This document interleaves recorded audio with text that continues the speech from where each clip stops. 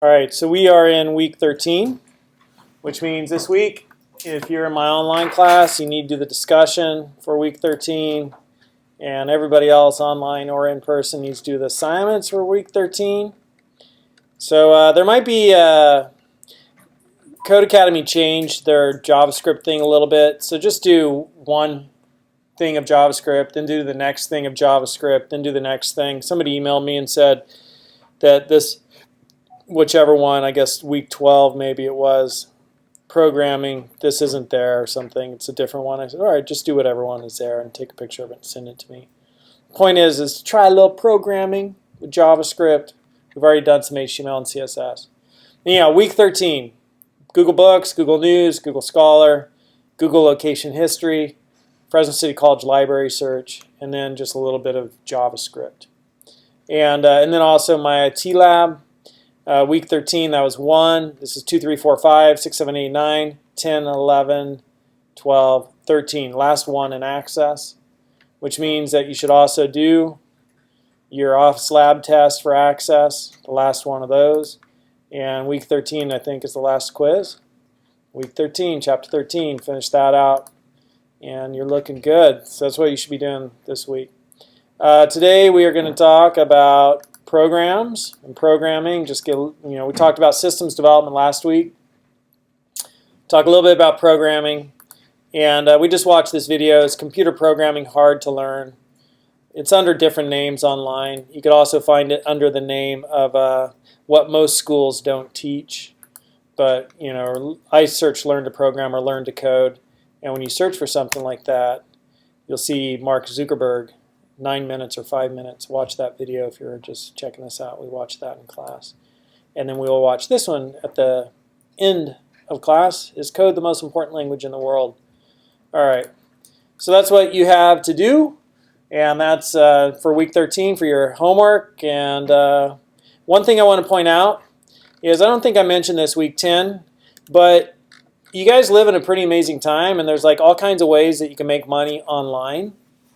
And so I've just listed some of the sites where you can make money online doing different things, right? And so that could be useful because I know a lot of people, you don't want to work for 12, 15 bucks an hour. You'd rather do something that's more creative, give you more autonomy. Yes, the part and parcel with autonomy is the requirement of self-discipline, because if you have autonomy yet you don't discipline yourself to actually put time in each day, nothing's going to happen, right? So you got autonomy, but and then you can make more money.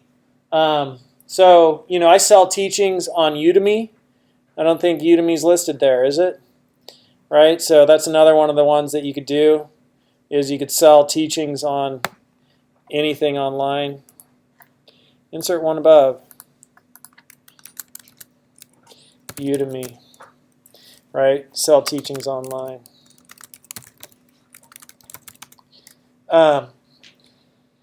But this one no longer exists. Google Helpouts, that went away.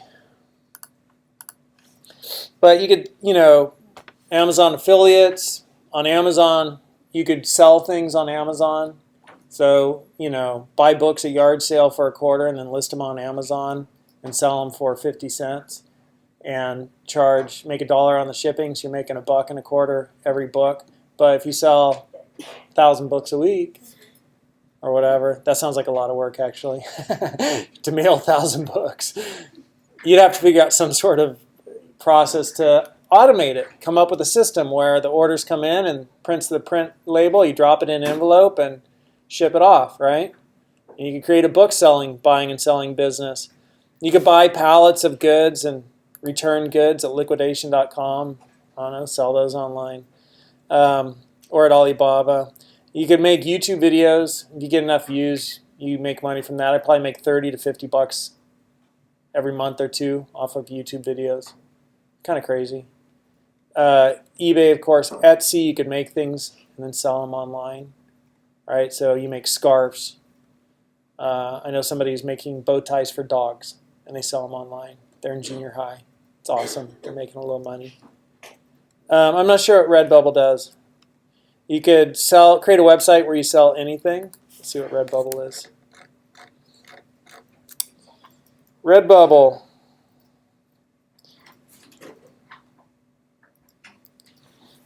I don't know.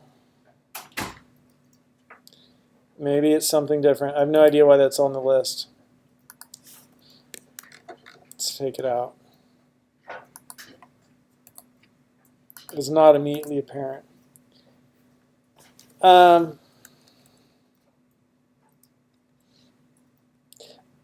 Airbnb, of course, Uber driver, those are really popular right now.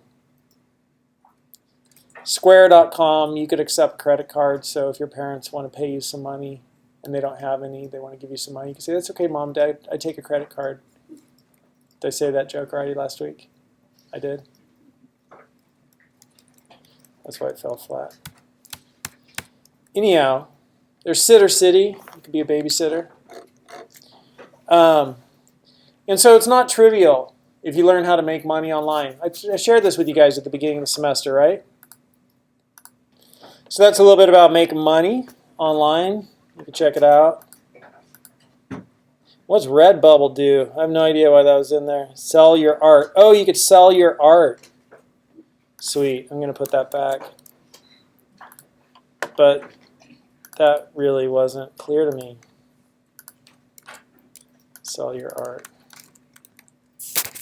So, all right. So programming. So programs are, I don't know, what do you guys want to know about programming? I guess we'll just go through the basics. So you'll sometimes hear this word algorithms. And algorithms are just instructions in computer, right? An algorithm is like a solution to a problem. So you guys use algorithms all the time. You're just not aware of it. You have an algorithm for getting people to smile. You have an algorithm for, being mad. Somebody pushes your button, and it's like, oh, now we're going to run this chunk of code. Like, oh, you did not just call me that, right? Like, oh, that button just got pushed. That chunk of code's running. You have an algorithm for what you do when you're hungry, right? Like, okay, now I'm going to do this. I'm hungry. I'm going to run this solution. So we all have algorithms for things. It's just a solution to a problem. And, the best way to sort of understand an algorithm and how computers work is to program me. So who wants to program me? Anybody? Nobody? So program me to walk over and pick up my keys. An algorithm is just a set of instructions. So you give a computer an instruction, then an instruction, and then an instruction. And then the computer executes it. So somebody give me the first instruction. Huh? No, yeah, just say it out loud. Oh, no. So we're trying to get you there. Yeah, for me to go pick up my keys. Program me one instruction at a time to go pick up my keys. So I'm trying to get your attention, I guess, so I raise my hand. Okay, cool. And then you would look at me, and then I would say your keys. But you got to do it. So this is like the point of the exercise. It has to be very specific and precise. Rotate 360 degrees to your left, walk 4 feet forward, turn right 360 degrees. One instruction at a time. Forward. Okay, so what's the first instruction? Rotate 360 degrees to your left. I'm just curious if you can do it. 90 degrees to your left, 10 feet forward.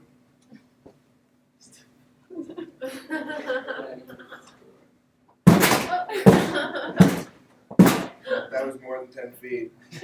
Oh, you want not steps, feet. 10 feet. Okay, we're good. We're right here. He was accurate. And then what? 90 degrees to your right, 12 feet forward. Okay, he's got it. 90 degrees to your left, left hand out, left hand down 4 inches. But that's it. So that's perfect, right? That's the programming mind, how you program stuff. And programming lets you do really cool things. Like I just finished creating this website.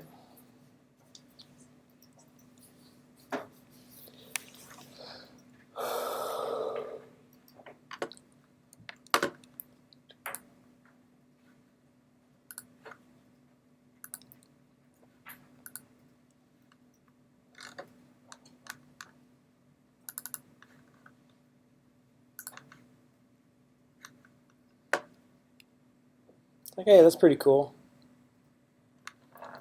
It's just whatever photo, right? That could be any photo. But the point is like any screen size you look at this on, right? It looks good.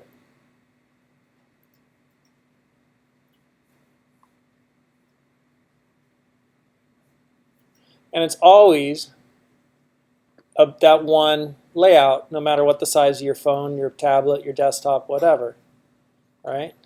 And as I scroll down, okay, there's pictures, and then articles, directory, and then as I expand this, you know, that all nicely fits in too. It's like, that's cool, you know? Or I want to rename a whole bunch of files. I don't know if I have a whole bunch of files anywhere on my computer. So let me get a couple of files. Hold on. Golang Web. So here I have 99 useful file renamer photos. And let's go to the web. And what files can I download? I don't know, surf. And we'll look in images. And we'll pick out search tools and usage rights and labeled for reuse. And now I can just save these images. So if I save that image, save image as. And it needs to be here, here, here.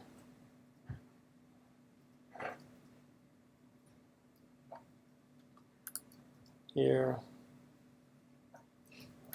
here, here, here, here.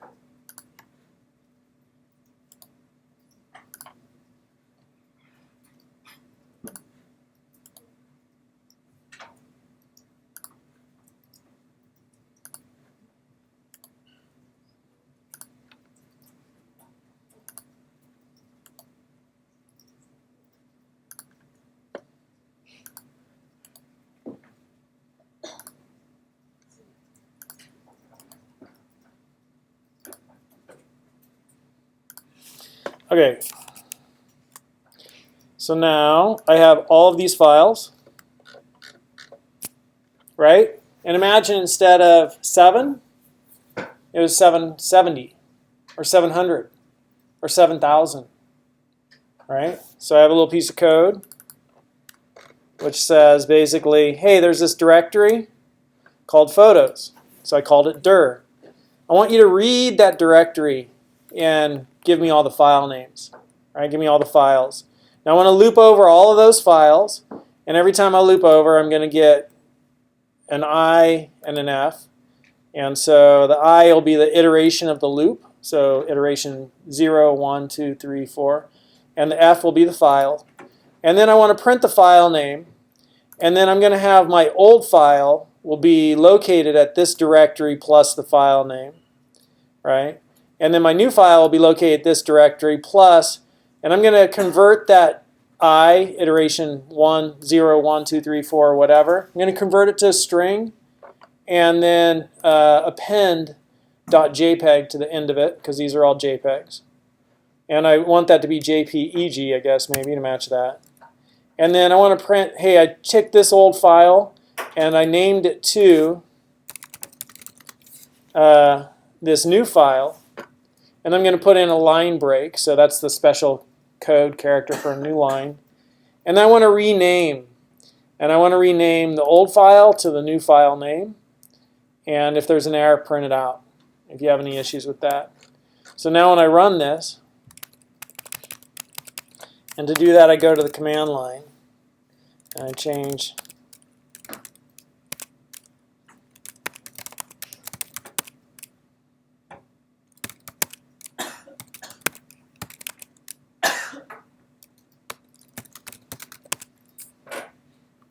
ready?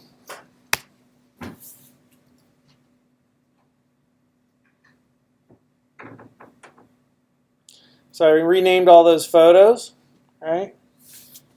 download 4, photos download 4, named it to photos 3 JPEG. And now when I look, it's a snap. Totally cool.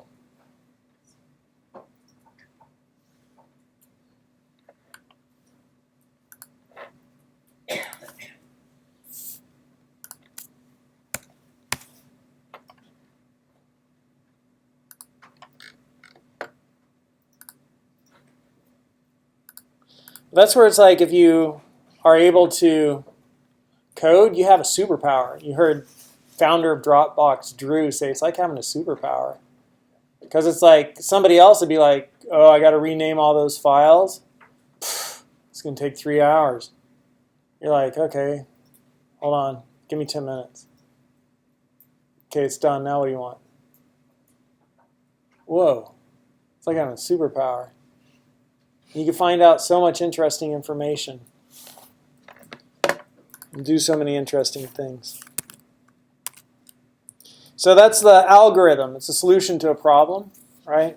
I need to rename those files, so I create a little algorithm to rename it. And programming is very literal, so you have to be precise.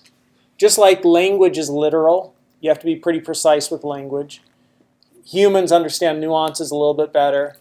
But if I said, hey, I'm going to have a great dinner tonight, we're going to barbecue a Ford. Huh? Right? Like if I don't use the right syntax, well, you guys are all reading the joke.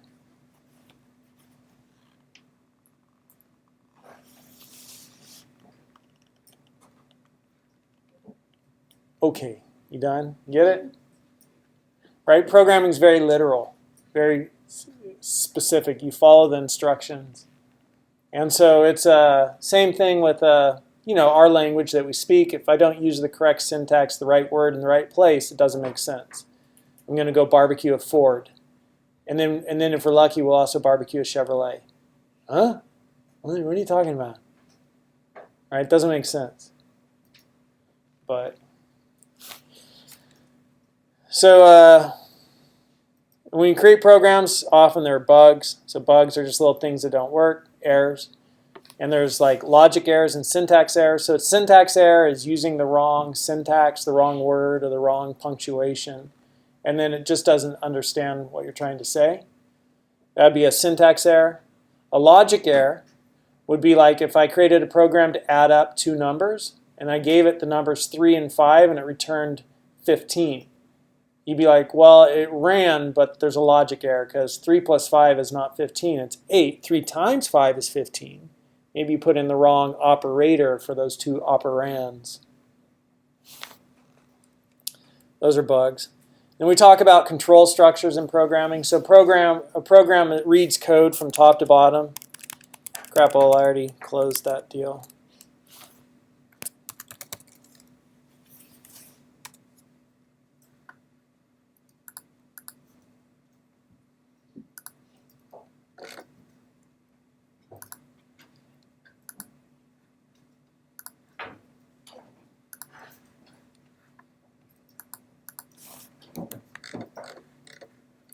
So a program reads code from top to bottom.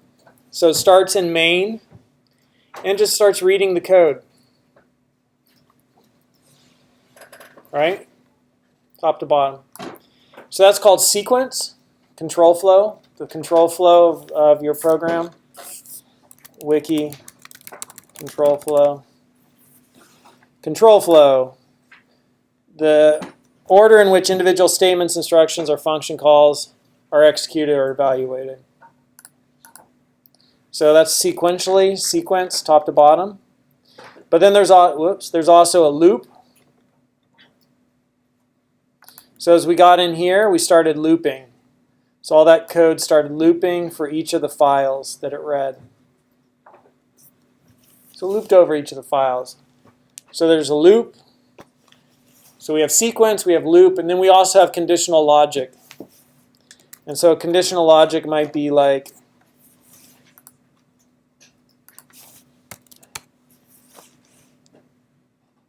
this. Hey, if it's this case, then do that. If it's this case, do this. If it's this case, do that. We're looking at a different language here. This is JavaScript. Before we were looking at Go.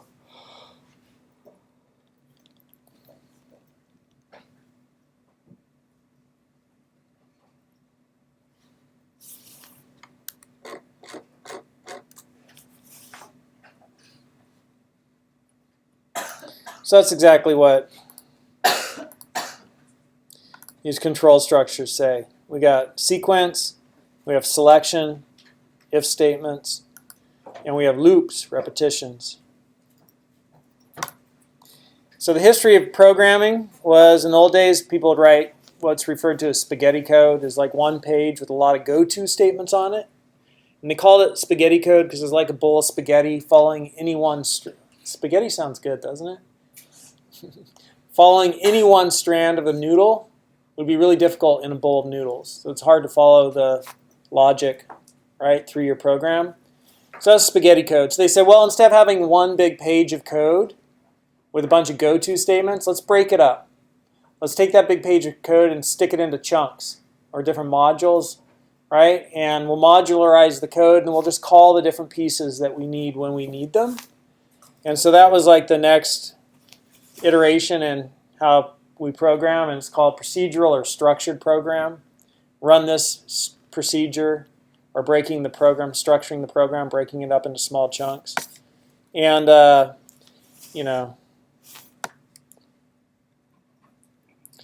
yeah, so this is how they describe it. Focuses on step-by-step instructions, use procedures, modules, subprograms, allow each procedure to be formed as many times as needed without requiring multiple copies of code, and top-down design, break the problem into small chunks. So, you have all these different chunks in your program. If you're going to be an accountant, you should totally know how to code. You'd be like, okay, I could process all those documents. No problem.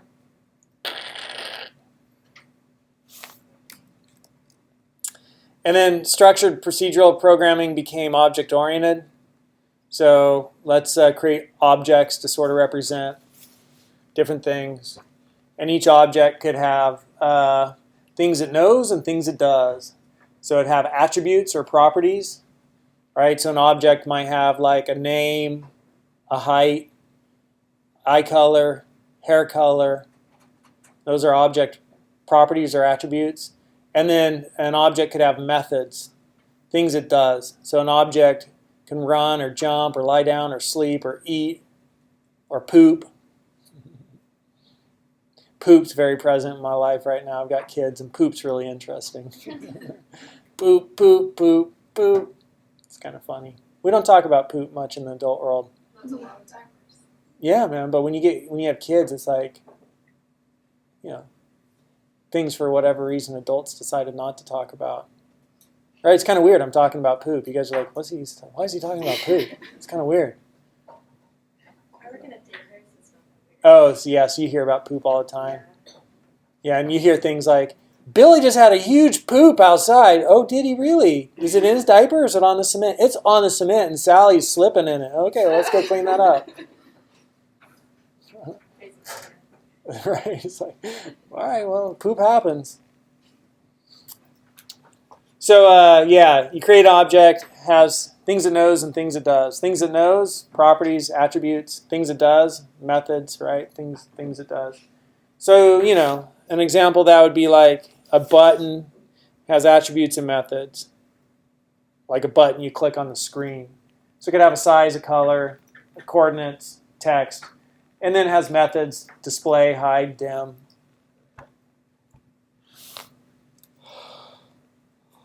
And you could create instances of an object. So you only write the code for an object once, but then you say, hey, here, this object is, a bicycle also. And here's another bicycle. So you create a video game, and you only have to define a bicycle once. These are the properties of a bicycle. And this is what a bicycle does. But then you say, I want a bike here, I want a bike here, I want a bike here. So it just creates instances of that code. And you could say, this one, the color is red. That one's color is blue. And you can change the attributes to change the way it looks, but it does the same things. So that's object-oriented programming. I just spit on my computer. Variables. You name things in your programs. You assign them to variables. Use variables. And you have a variable for somebody's age. Then you can say, hey, display their age, and print out that variable. So here, I already closed the code. Never mind. So just like we had a systems development lifecycle, there's also a programming development lifecycle. And it goes kind of like the systems development lifecycle. You analyze the problem, you design a solution, you code it, you test it, then you implement it and maintain it. So that's the PDLC.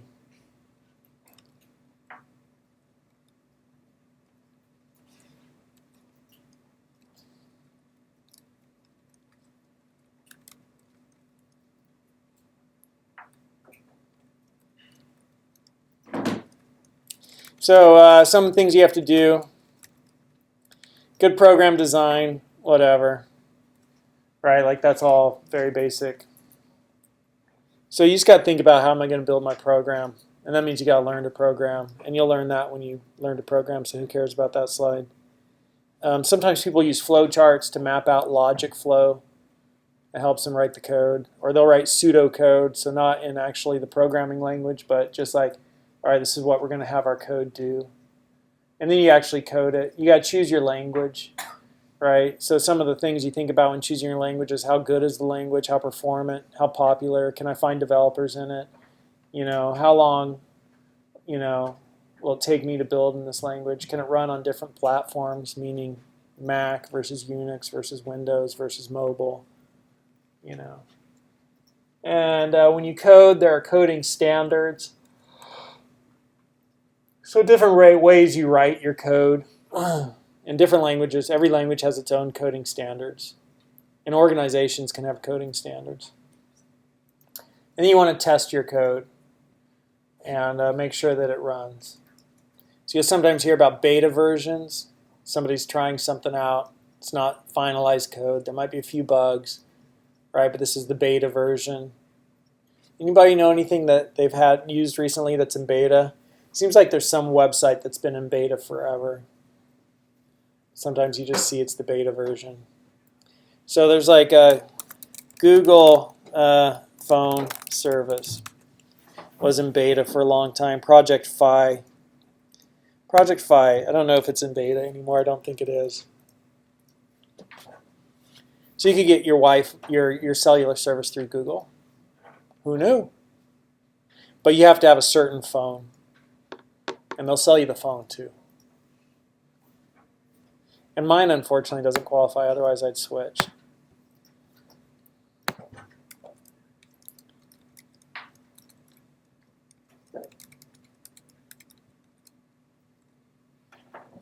So sometimes you'll hear about source code.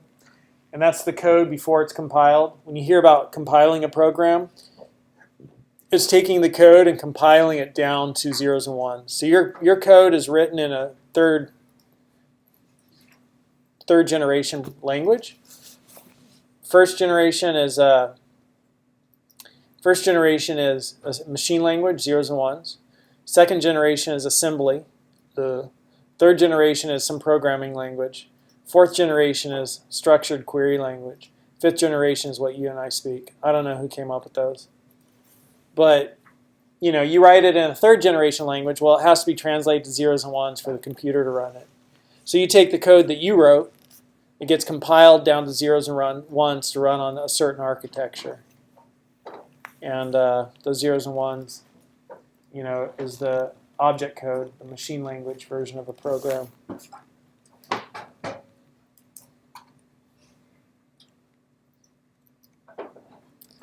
All right. Anybody have any questions about programming languages? No? We've heard enough. Let's watch this little deal and then we'll be done.